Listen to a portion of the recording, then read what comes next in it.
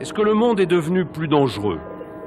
Franchement, je ne le crois pas. Il n'est pas plus dangereux, il est simplement moins stable, moins prévisible, plus complexe que par le passé. On n'est pas menacé de guerre. Il n'y a pas de risque de guerre sur le continent centre-européen. Mais notre outil de défense doit évoluer en fonction de la menace, des risques. Et les risques et les menaces ne sont pas les mêmes qu'il y a 20 ans.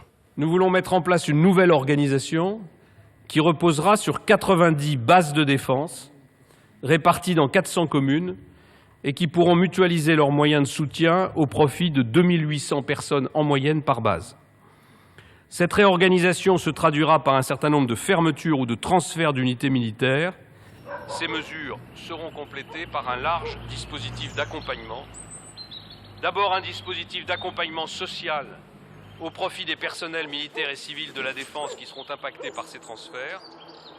Et ensuite un dispositif d'accompagnement territorial qui aura pour objectif principal... Quand le Premier ministre confirma la fermeture de 83 garnisons, une onde de choc traversa le pays.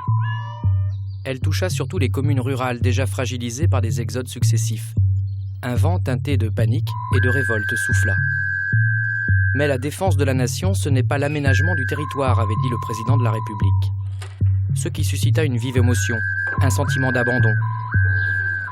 En 2010, Dieuze va perdre la moitié de ses habitants.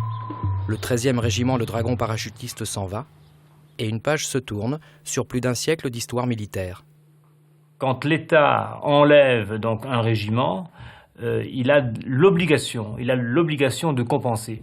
Là, on appauvrit une région rurale, on m'enlève un habitant sur deux, on m'enlève 1000 emplois militaires, 200 emplois induits, on m'enlève 350 familles, on m'enlève 700 enfants. Il nous faut ici donc de la vie, il nous faut des hommes, il nous faut des familles pour que nos écoles puissent rester, pour que nos services publics puissent se développer. Un régiment comme celui-ci, qui est un régiment d'élite, ils ont un pouvoir d'achat qu'on peut évaluer à 30 millions d'euros par an. 30 millions d'euros par an.